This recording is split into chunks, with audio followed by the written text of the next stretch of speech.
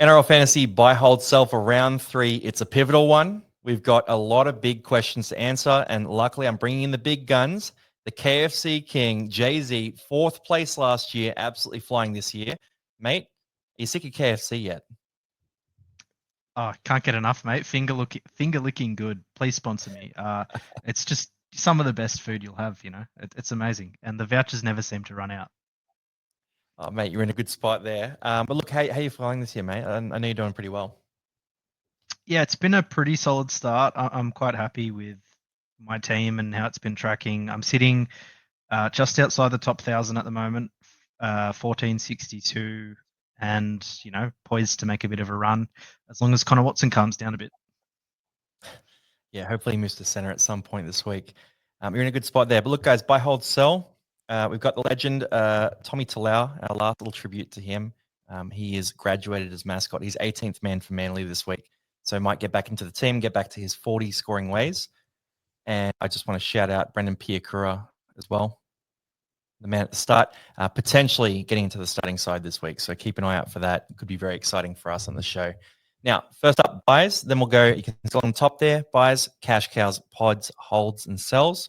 It's got the buys as well coming up. So Dragons have a buy round 3, Knights have a buy round 4. Keep that in mind, but I'm probably not going to recommend any players from those teams this week. It's just very risky buying guys with a buy coming up so soon. So first up, Jamie Humphries. Look, Jay-Z, some people don't yet have Humphries. They took the gamble and they took a shot on the fact that he might lose his spot. I will say, though, after that game, came out, played well, kicked the field goal to win it, looked smooth as, and Lewis Dodd now has the calf injury. Is this guy a must-have?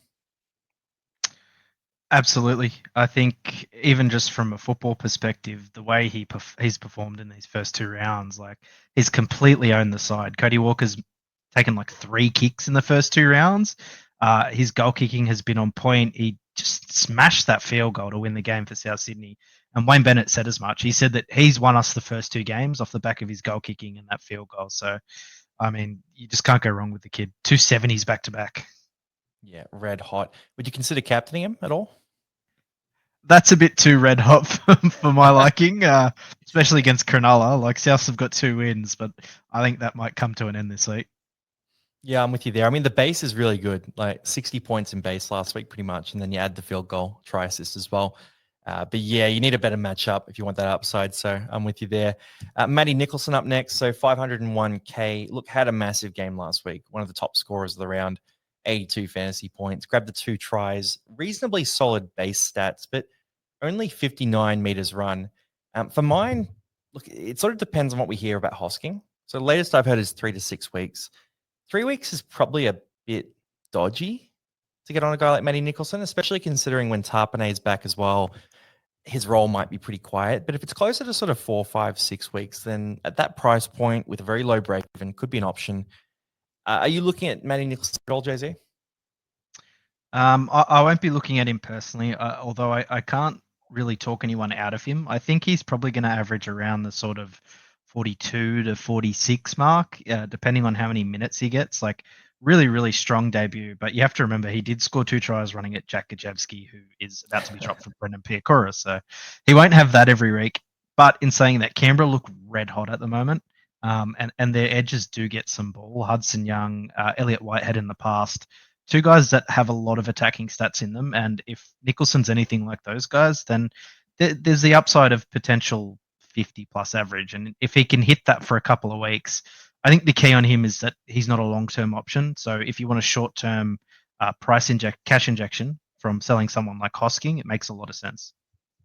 Yeah, see, I've got him a bit higher. So that sort of 50 forecast is where I'm putting him. I just think, you'll get the odd game that's sort of 40s, maybe even high 30s, but those big attacking games will be there. Canberra feed their back rowers. They're on fire. He showed enough in that game that he's going to get some good ball. So he's a guy I'm looking very closely at for Hosking, and that frees up a bit of cash to make some other moves. Payne Haas, I'm going to go straight to you because you're on big man Payne Haas. What do you think of this guy? I know preseason you liked him, but now he's 80K. Is he still a guy that you should be targeting to buy? It's a really tough question, and I'm so glad that I do own him because at the price he's priced at about 65, and traditionally no one really averages 65 plus as a middle forward. And some of the stuff he's done over the first few weeks is just out of this world. Like, I think he threw 7 offloads last week. He scored 81 in 49 minutes in round 1, like just doing some out of this world stuff. He looks like the best player in the competition at the moment, but can he keep that up over an extended period? I'm not super convinced. I think that there is every chance that he averages close to 70. So there is still some value at that price, but if you bring him in and he scores like 60 for the next 3 weeks, you're almost going to be disappointed because you've paid up. So unless you have a really, I don't even know how you'd get the money to come up with him unless you like downgraded Hosking and upgraded a failing mid ranger or something. I'll throw one at you. If you had Barnett and Hosking, and you went Hosking down to Matty Nicholson, Barnett up to Payne Haas, is that viable? I'd do that. I think that's one of the few scenarios where I can justify getting Payne Haas in at 880k. Yeah. I'm with you there. I've seen a few Barnett teams where I've recommended that. Isaiah Yo, I think we're on the same page here. Trading Yo for Haas is, look, it's a man's personal choice, or man or woman's personal choice, whether you do that. On paper, it's not a great trade, though. No, and just even historically, it's like they're going to average similarly over the course of a season. I know we've been talking about Yo's downfall for a few seasons now, but it just never seems to happen. And so, I mean, you watch, he'll come out this week and he'll grab 2 tries or something, and he'll dominate and he'll score 90, and Haas will come out and grab 55, and everyone that made that trade will be just kicking rocks for the entire weekend. So, yeah, I wouldn't do it. Haas will have those games. You're right, because he's going to have those games where they've got great fixtures coming up. Going to be plenty of attacking stats. He could score a couple of tries in the next month, but he could also play 50 minutes a game and have some quiet ones too. Like we saw, look, Adam Fanua-Blake isn't Payne Haas, but Haas has the Cowboys this week. Fanua last week against the Cowboys scored 36. Every single try was scored on the edges by Cronulla in that game against the Cowboys. So does that happen again? Do the Broncos just attack the edges? Does Payne Haas sort of get frozen out a bit? Probably not, right? Probably not, but we might see a more moderate score from him because he's not going to pump out an 80 average. We can say that with certainty, but a low 70s average feels possible with what we're seeing. I will say, though, if you have to destroy your team to get him, maybe just give it another week. Like, he's going up in price, but he's not going up as much as someone like Matty Nicholson. So I'm probably jumping on someone like that or looking for the cash gen. If you don't have Humphries, you got to get with him too. Jack Howarth, I'll throw to you next. Like, do you think this is a guy people should look to plug that center spot, especially if they're selling guys like Iongi and other failing options there? Yeah, I think if you don't have someone like Dill Lucas, and you want someone that's going to post some pretty consistent scores in the centers with a lot of attacking upside just by virtue of playing for the Melbourne Storm, then Howarth's a really good option. He's at a bit of an awkward price point, but a lot of the centers that we were trying to rely on in preseason haven't really kicked on. So um, he's definitely a good option this week. I don't know if I'd be prioritizing him. I don't know if he has that much value that he's a must-have, but certainly going to have some big games playing next to a fit Cam Munster, and Sean Blore is a big offloader as well. It's not a great matchup. Penrith this week, they'll be ready for a big revenge game after getting embarrassed by the Roosters last week. So I'd probably give it one more week, see what he can produce in terms of base stats. Like, he ran for 200 meters against Parramatta, but quite frankly, I could have ran for 250 meters in that game. Yep. Yeah, I'm with you there. But I do think if you need the backup at the center spot, he's a good one to go with right now. Penrith aren't impenetrable, as we've seen. And at that price, you don't need him to be special. You need some pretty good production. Like, you're banking on sort of a low 40s kind of minimum average there. And with a couple of pop games with how good Melbourne are, if he pumps out, 30, 35, 30, 35, 70, 35, 60, 35, and scores a few tries here and there, he's going to bump up to that sort of low 40s average and be worth, high 500s or maybe even 600K. So, yeah, I think he's a good option there. But I'll jump to Connor Watson now, 731K. Big question mark on this one. Connor Watson is priced now at about 54. So preseason, you were looking at him priced at about a 49. That's bumped up about 5 points. Now, our preseason look at him was a projection of about a 57, 58 average if he's playing that hooker spot. So even if that comes true there, you're looking at about 3 or 4 points of value. So there is some value. If you need a hooker, you could go and do this. But if you're not needing the hooker. Let's say you've got a couple of hookers already. You've got Harry Grant, someone like that. I'm getting that question a bit where it's a do I sell Harry Grant for Connor Watson? I'm a pretty firm no on that. I think they're going to be about the same average. If anything, Harry Grant's proven that he can do it more than Connor Watson has as well. So pretty firm no on that. But if Connor Watson does fall into your lap and you need a hooker, you could do a lot worse than this one.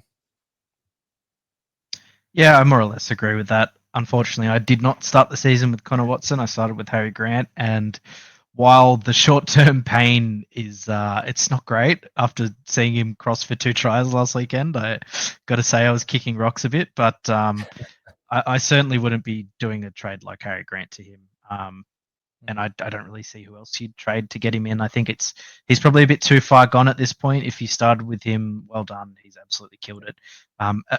With the return of Victor Radley as well, it might see him play less minutes at lock and actually get a bit of a spell. I don't know. That was kind of my preseason read on the Roosters, but then Radley got a head knock like 10 minutes into the first game, so that never happened.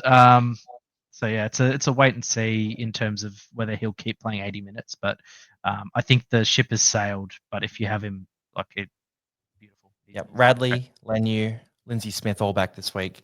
Also, if there's an injury in the back line, he's a guy who slides out there. So if you don't have him, anti-pod and have some fun. You've already missed the 90. It's too late. Cheapies, we'll fire through these guys pretty quick because they're pretty interesting scenarios. So Riley Smith's the first one. He looks like the dominant hooker at Parramatta. Comes off the bench, plays about 55 minutes a week. Had a better score this week, around that 30 mark. He's going to be a slow burn, right? He's not he's not Sonny Luke. He's not running the ball a bunch. Parramatta aren't producing a lot of attacking stats either, so he's not going to rack up huge scores. But I feel like as the year goes on, he's going to grind his way into a better and better role and be a semi-reliable, maybe sort of low 30s average, a bit of a Corey Pakes in a way. Corey Pakes preseason. So you could do a lot worse than this if you did want a backup hooker, and if you did back Riley Smith's talent, not the worst option. I'll throw to you to Stafford Toa, 290k. You're hot in this guy.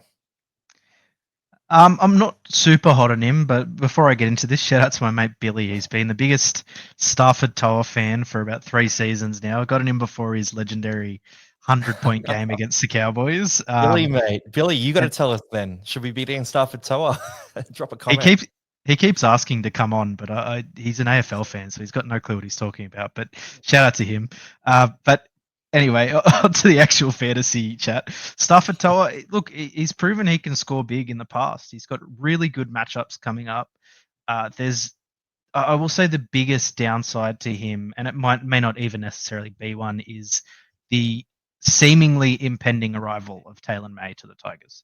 I think that's the only thing aside from injury that could go wrong for Stafford Toa. I think he's quite clearly a better center than Fatape, who he replaced in round 2. And he's a tackle buster. He can score a try. He's playing in a Tigers side with a lot of upside. I'm personally trading him in for Duffy this week. So, I mean, you can't really go wrong with his break even. I think it's about -6. Yeah, see, I'm a little bit cooler on him. So some of these guys we're going to look at below. I just think it's a better price point. There's been a few times this year already where I've wanted to have sort of a spare 40, 50K. And you can kind of generate that by going with some of these other guys. So I don't mind the stuff at Toa shout. Just that Taylor May news it's not news yet, right? But that kind of lingering. Like personally, I'm jumping more towards Tony Francis, who's up next here. So 250K, we got Calm Pereira out for about a month. Look, need to read this a bit more, but he's got some pretty solid stats in reserve grade. Bit of a unit, one of those like maybe a Greg Marzu light kind of option there, where he's playing in a very strong attacking Titans side. I guess I said strong attacking on forecast rather than what we saw from them against the Dogs. But I just think they're going to put it together, the Titans. And I think Francis could be a guy who really benefits there. So 250K, you get about 4 weeks out of him, and then he becomes that first drop option in a backline that does cop an injury here and there. Could be an option that really blows up. So I'm tempted to go that way instead. And I think when we're talking about these guys too, the backline cover is really important because round 4, Newcastle bye, you'll be missing Dylan Lucas, Brad Best, Kalen Ponga, Greg Marzu. Most teams have 2 of those guys. So if you're short on guys and maybe you're relying on Purdue and that sort of thing, you want to grab a Stafford Toa or you want to grab a Tony Francis or potentially a Rob Derby as well. So I'll throw to you, man. Do you want to say anything on Tony Francis or jump straight to Rob Derby? Mate, the franchise, he has absolutely dominated Queensland Cup for the past few seasons. And if he plays well, I'm not going to say he's definitely going to hold his spot over Khan Pereira. Obviously, he walks straight back into the team. Yep. But the Titans' backline isn't so solid that he can't make a case for himself to win a spot. Like I said, he's absolutely dominated Q Cup. There is a world where he kicks on this year and actually becomes a first grade quality player. And I'd love to see it. I'm not personally taking the risk. I think the Titans aren't there yet as a side, and they're playing, even though they're my team, a relatively strong Newcastle Knights side who are in form. So I'm not sure that this will be the week that it clicks for them. And then the Roosters, who probably aren't as bad as people thought they were after week one. So there's a lot of question marks over him and his role in the team and whether he can produce some good scores in the first few weeks. But if he comes up mid-season and there's an extended period of time for him, I'd be all over him. Yeah, I mean, I don't know. Last year taught me one thing, and it was back to talent. And I just like a big tackle busting, try scoring winger. So I reckon I'm going to do it. I think I'm going to do it. But look, it's not for everyone. So you've had two cases there. Rob Derby, do you have any excitement about him with Braden Burns out with a hamstring? So I was quite hoping that he would win the spot over Braden Burns in the preseason. And Braden Burns is a guy that's suffered with a lot of injuries throughout his career. He's a pretty capable first grader, but just never seems to string games together. Rob Derby is a really exciting young player, and he's similar in the sense to Tony Francis, where he is a big tackle buster, makes a lot of carries from the backfield, and can score a try or two. I think he set one up and scored one on the weekend for the team he was playing for. I just don't think he has the matchups to warrant bringing him in this early. I think you can wait and see. They've got Brisbane this week, who like I'm tipping a slaughter. Canberra the week after, who are just in amazing form, and then Penrith. So it's not not a good case for him. I would fight for the Cowboys. Yeah, it's a tough run for them. Yeah, they're not looking good either. But I think you're right. If they can click it together, the Cowboys at some point, like they've got some creative playmakers. So look, Dearden can make things happen. Scotty Drinkwater, when he gets hot, is normally good for a couple of tries this game as well. So it could come together for them. But right now, it's so rough for the Cowboys. So yeah, I'm with you there. I don't know if it was I haven't heard a confirmation on Braden Burns' injury yet. But if it was a 6 to 8 week injury, I might think about just jumping on this anyway. But for now, I'm just back in the Titans pick there with Tony Francis instead. And then Samrani and Kautonga. So I'll just quickly give a brief here. We did team list video, and Parramatta have named a team list that is essentially the same team list as last week with a change at halfback. They've got a couple of guys in the reserves like Josh Adokar, Ryan Madison, who I'm fairly certain will come into the team on game day. The issue here is Parramatta play on Sunday. So you've got to wait till Sunday to know for sure what's going to happen there. And really, you've got to wait till sort of Saturday afternoon to even get the 24-hour team list change. So with Samrani and Kautonga, we have no certainty that they're going to have a good role in the team. Kautonga has a range of outcomes from could be dropped completely from the side all the way up to could be the starting 80-minute back rower. If he was named to start, he'd be a must-have at 255K. But on the bench, I mean, he played 60 minutes, scored 24 points last week. It's probably not enough to rush him in. And then Samrani, love the look of Samrani, but he's probably behind Bailey Simonson, who's back soon as well. So if he got an extended run, he'd be hot too. But I'd say both these guys are a bit risky without seeing a team list change. Are you on the same boat there? Yeah, I'd say Samrani's probably a little riskier. Like I think Katoga's their only back rower they really have in the side at the moment, and him playing 60 minutes is a good sign that he might win a starting role at some point. I agree. Parramatta are not going to run out the way they're listed, but I just think you can wait a week on him. If he comes out and scores really well, then he still isn't going to make that much money. I mean, realistically, he's not going to score 2 tries in that Parramatta outfit. I'd be. I think Parramatta will put up a better display this weekend against the Bulldogs than they have the last 2 weeks. But I still don't think they're going to win the game by any means. And I don't think they're going to score a lot of points. And certainly not a rookie back rower isn't going to dominate this game. So I would wait a week on both. Samrani looked really good against the Tigers. And if he had wing fullback eligibility, I'd be pretty high on him. But Fox is in that extended squad, and if Fox is fit, I mean, he's one of the best wingers in the competition. So it's just who drops out of the side. I don't know. Like you said, it's a late Sunday game, so I think just wait a week on both of these guys, and if they are genuine options, then not much will have changed in a week's time. Yeah, the issue too is, we don't get to know, right? And we don't know what Riles is going to do. Like, if I was picking the team, I'd say Sam Rani's earned his spot over Sean Russell, but I'm not picking the team. That's the issue. Jumping into pods here, we've got some spicy options. Look, big ones have been asked about here. Tino in particular has been raised quite a bit. So 722K, it's not an outrageous price point. It's that sort of low to mid 50s area, about a 54 price. I looked into Tino's numbers, and the last year he played a full year, so not 2024, but 2023, pumped out about a 58 average.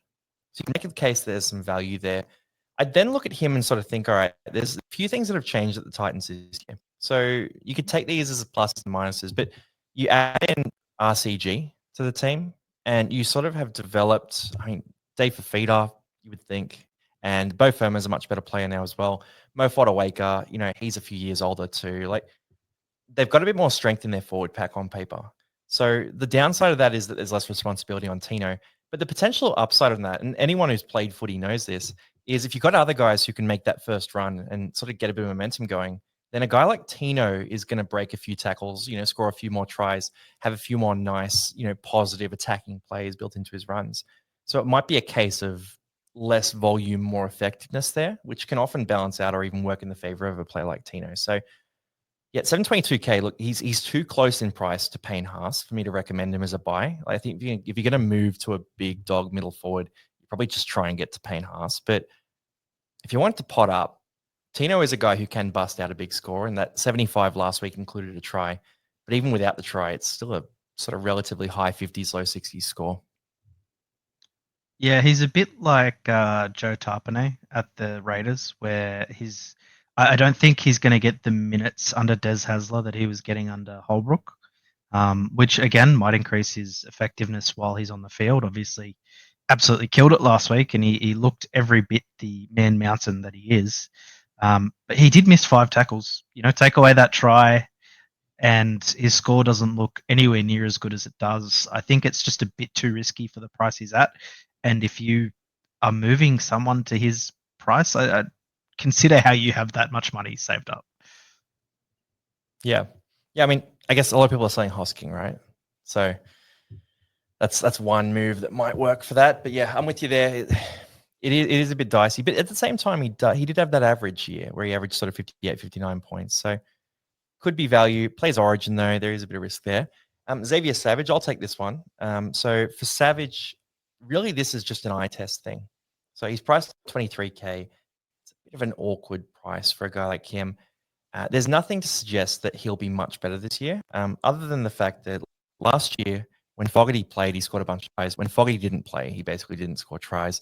So Fogarty being in there and Canberra playing well is very important to Xavier Savage because he's an attacking stat reliant player. They're looking good right now. So that's one plus. The other thing I would mention here is that Xavier Savage just looked good in real life. So watching that Canberra game, he was very strong, ran the ball hard, was breaking tackles, 7 tackle breaks in that game, number of offloads as well. Just looked a bit stronger to me, but it was up against a Warriors side that looked absolutely feeble in that game. So I don't know how much to read into that, but if I'm looking at Xavier Savage here, like it's a wild pod or maybe a bit of a draft play, but I just think that I have this sneaky feeling in me that he could potentially make that leap, that maturity leap, where he becomes a better player and potentially soars up into, if we're looking at 150K as the price of a trade, to that 573K price point on a run of really good form at some point. But it is a risky pod. Do you see the upside here, or are you thinking this one's just a firm steer clear for you?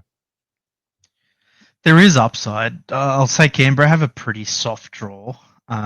So there will definitely be attacking opportunities for him, and your points are very valid. He looked like he was more willing to carry the ball. I think he only had 2 games last season where he ran for as many meters as he did in round 1. And while he's probably not going to average 200 plus meters a game, you expect it to improve on his average from last season.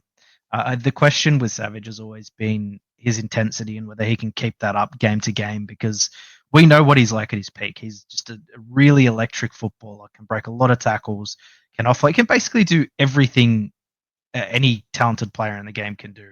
But important to note, his round one score, 2 tries, 2 turnover tackles as well, which is massive. And a lot of wingers are tackle breakers, but you need something else. Like you need, like Greg the Leg, for example, offloads the ball a lot now, and he breaks like almost 10 tackles a game. I don't think Savage is that guy. I think you're going to get real high scores with him, but you're also going to get sub 10 scores where things aren't going right for Canberra, and he's just not carrying the ball as much as he should, and he just gets worked out of the game. So that's a no from me. Yeah. Risky megapod. But yeah, he's one of those guys where, because you do have these stretches, right? So a guy like Savage, I could say with fair certainty that there'll be 4 occasions in his career where he has a 5-round average of 75 plus. Like it'll just sort of, maybe not 75 plus, but a very high 5-round average.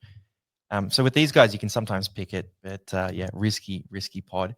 Fisher Harris, I'm going to throw the question to you here. 58 minutes, 57 points, I believe, last week. He's pretty much a PPM guy. I think we can say that pretty safely. Do you think there's any world where he gets that sort of 60-minute role consistently? And if he does get that at 620K, a high 50s average, is he appealing? I think so. I mean, I said preseason that I expected his minutes to increase on what he was doing at Penrith. Round 1 came around and he only played 46 minutes, and I was like, well, I'm an idiot for thinking that.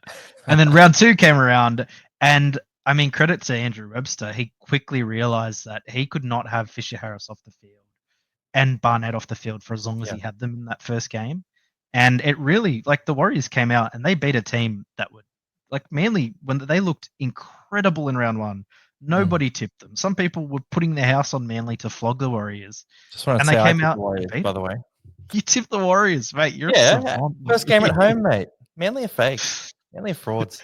Warriors back I at actually, home. I agree with it. I actually think Manly are big frauds, but I still didn't tip the Warriors in that game. But yeah, like you said, he's a PPM guy. If he's playing close to 60 minutes, he's a mid 50s plus average. Like, there's a lot of upside in him. He's not like the sexiest buy because he's going to be a bit of a slow burn, but he's priced at 46, and there's still about, I would say he could average 55 playing the minutes I expect him to play for the rest of the season.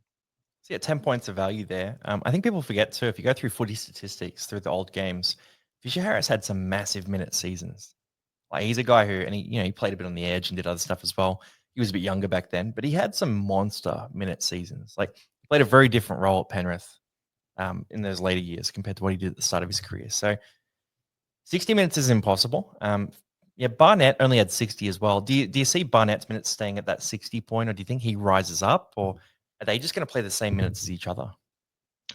I think of the two, Barnett will play more minutes on average. I think he's just got a bigger motor. Fisher Harris is more of an impact, just bash the ball up and go until you can't run anymore. Whereas Barnett is a bit more conservative and maybe a bit fitter and leaner. But in saying that, I think Barnett's minutes are going to waver a bit, and they're going to go 70 minutes one week, 50 minutes the next week, and there'll be no level of consistency there. I think Fisher Harris will be more in between 50 to 60 almost every game. Yep, I'm with you there, and more reliable PPM as well. Bo Firma. So if you didn't have Dylan Lucas or Bo Firma, Dylan Lucas is coming up in round 4. Would you go Bo Firma? And I'm going to throw this to you because I know you're a Knights fan. You're a bit biased. Would you go Bo or would you go Dylan Lucas? I wouldn't buy either this round. I think the Bo Firma hype is a little overstated. I think he had one of his better base stat games ever. He also had a lot of attacking stats, like 3 offloads to hand, 2 turnovers, a try assist, and a line break assist. Don't get me wrong, he's an attacking guy. He's going to get attacking stats, but his base is usually significantly worse. 1 missed tackle, like he hits like 4 to 5 missed tackles a game. That's not going to keep up. And I think his career average in the second row is 49. He's priced at 51. If you miss Dill Lucas and you need a center to fix up your backline, then yeah, Firma's the better option. But I wouldn't be buying either this round. Yeah, I will shout out some stats from the past as well. So there was a year where he was really good. a few years back. 51 average on the back of 11 tries scored that year. So very high try scoring production, possible for him to replicate, but I'm with you. The numbers aren't eye popping. So I've still got him penciled in as that sort of 50 to 52 average this year. Saying that, if you are getting on Bo, I mean, he plugs a gap. He's at what he's priced at. You could maybe make the case that the Titans will improve and he's a better player this year than he was last year. He was coming back from injury last year as well. Like you could make a few of these arguments in terms of him maturing, but not by a massive amount. Like even at his peak, if he matured all the way, it probably doesn't go past a 55 average. So yeah, you're pretty much buying what you get. Not a bad shout there. And then Pappenhausen's the last one. I'm getting a lot of questions about him too. Look, Paps, I don't know, at the start of that game against Parramatta, I think he was at 59 points at halftime.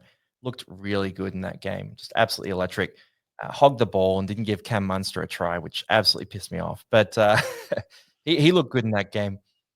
Parramatta were pretty terrible though. So, the issue with Paps is you're going to have those big games or really big halves where he just lights teams up. Then you're going to have those quieter moments as well. So I guess the pro is he did look fast. He looked much better. The con is the base isn't that strong. You're paying 562K. It's a position where you can go get Reece Walsh next week when he's playing against the Dolphins and he's at a similar-ish price point. Like, I'm personally thinking this is a skip, but he is a pod who has big upside and can pump out 100 plus when the Storm are doing well, and they are doing well right now. So could be a pod. Your take?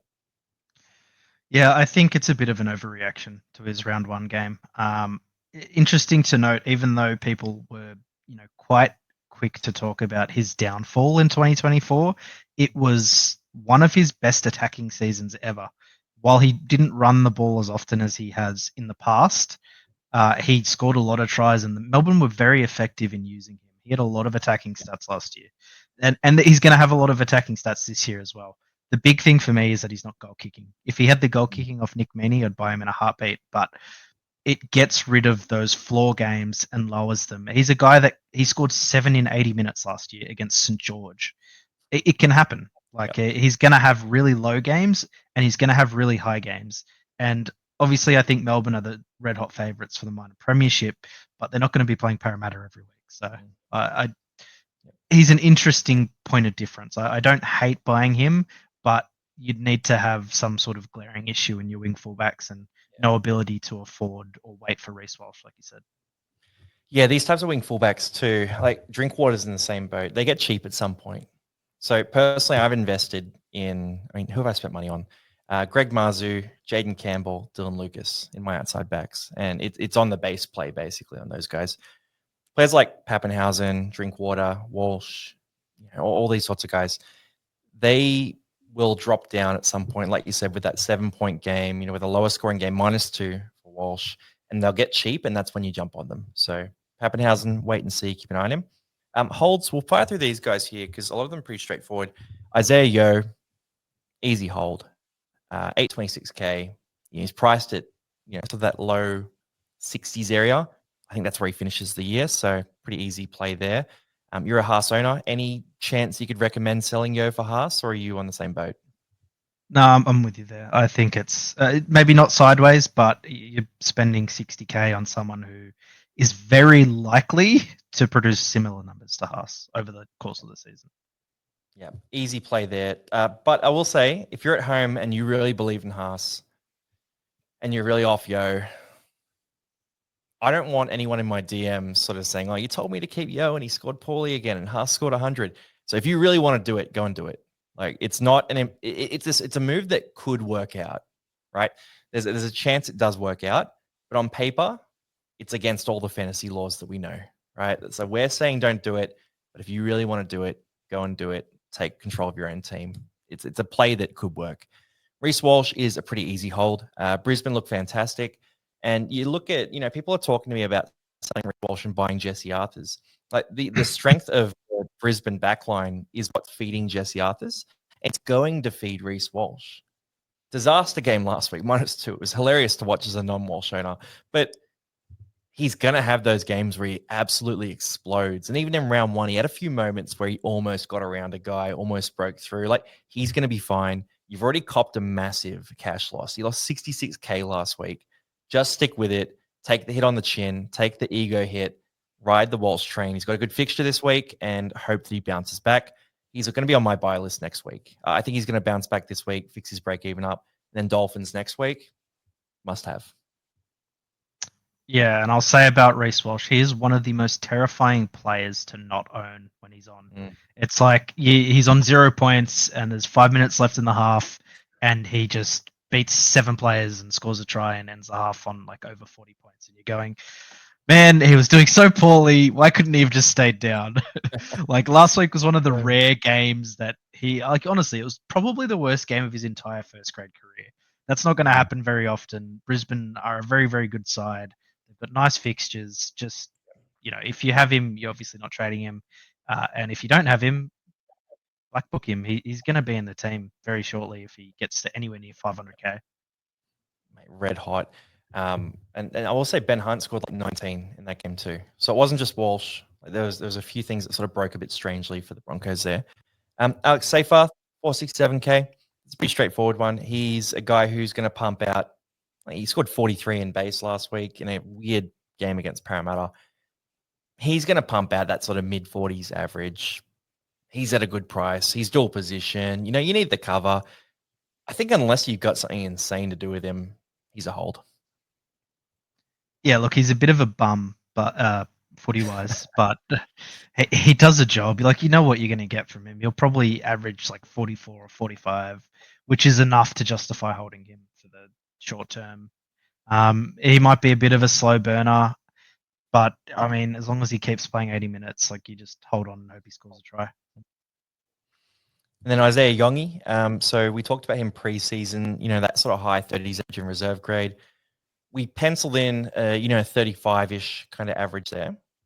But it was dependent on Mitch Moses being there, Parramatta not being the absolute worst football team I've ever seen in my life. Like, just absolute garbage.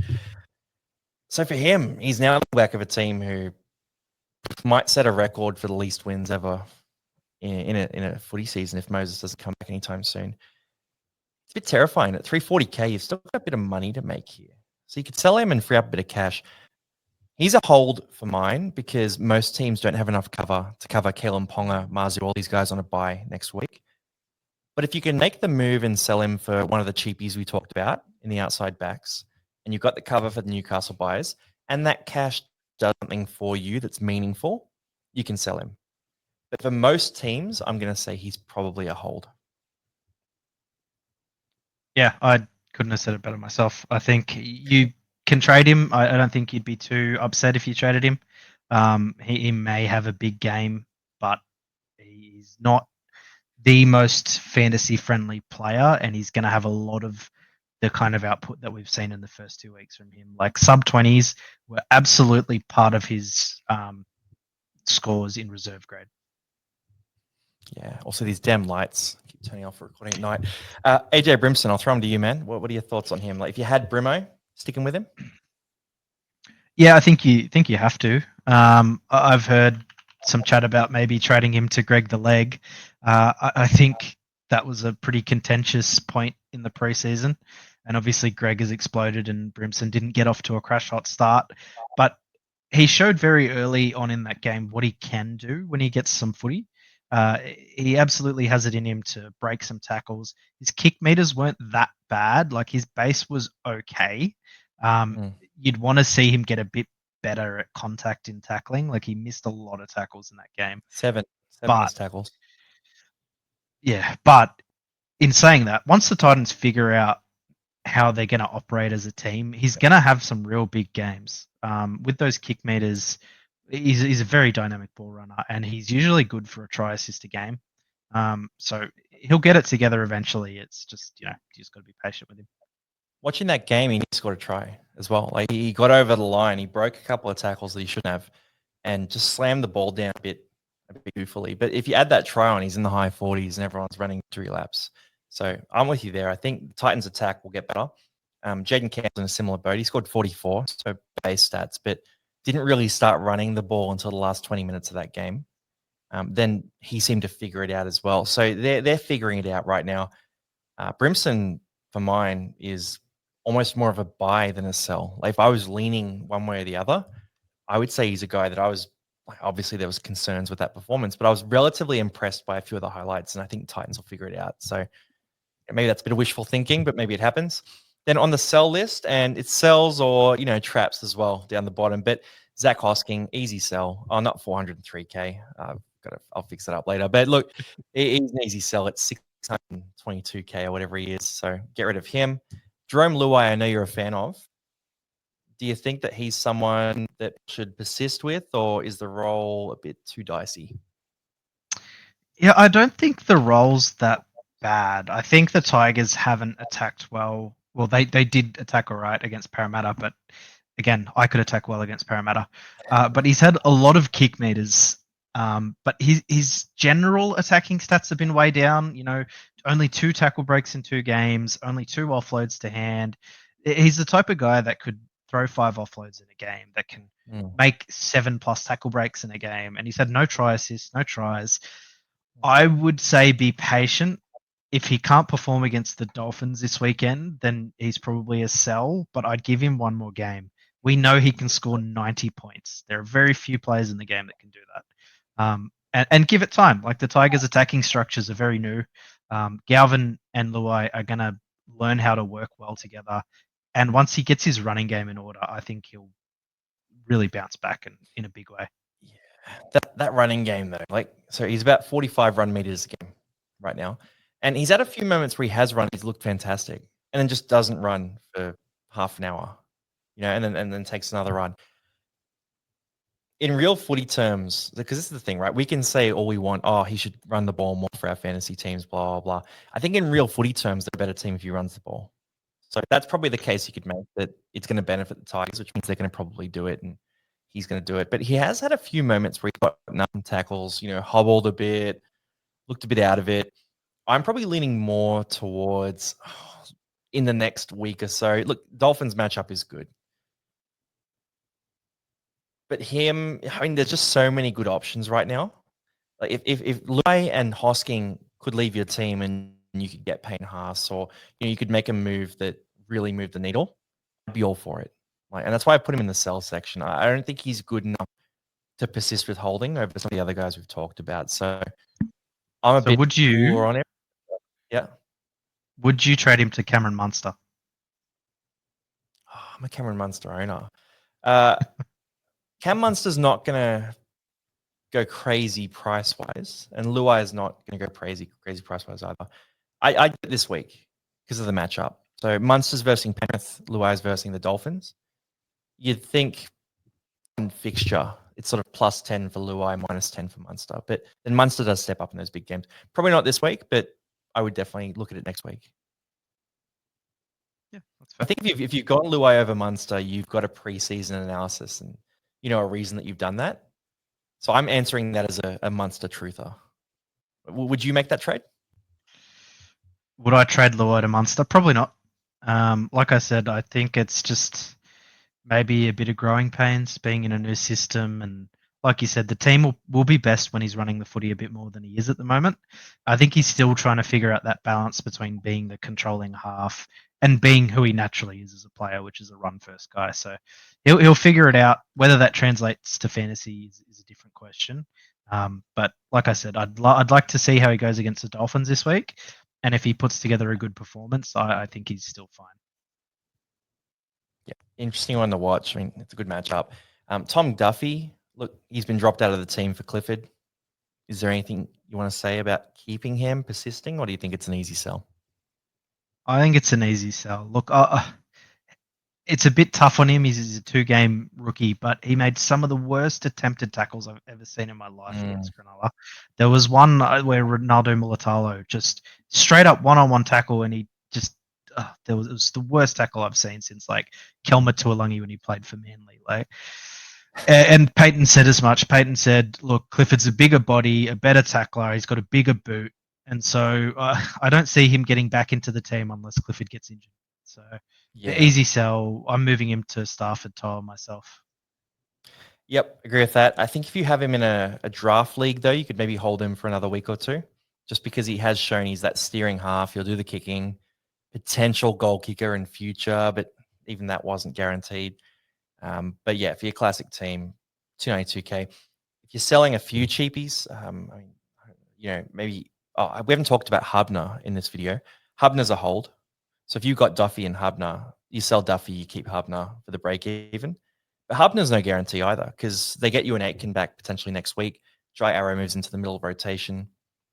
It's not good news for Hubner's minutes. Like, I think he'll still carve out a role, but that 50 we saw last week isn't what we're going to see. But he's going to make enough cash to be worth it anyway. So, Hubner's a hold. So I will say one thing about these sort of iffy guys, and Duffy doesn't fall into that category, but like Hubner, for example, or even Alex Seyfarth, who we just talked about, is there is no screaming buy this week unless you, for some reason, missed Jamie Humphries.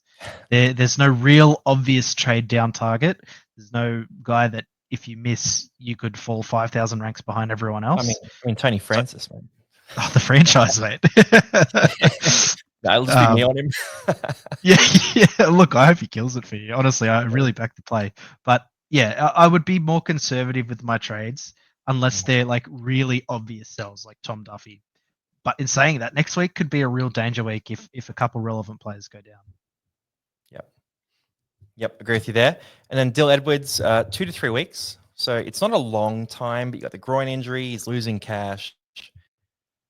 You don't have to move him this week, but you're probably not going to be able to carry him. And also, most teams have 2 Newcastle backs. So you're probably not going to be able to carry him and also those 2, because it'd mean you have 3 spare outside backs in a season where we have 1 billion halves in our teams.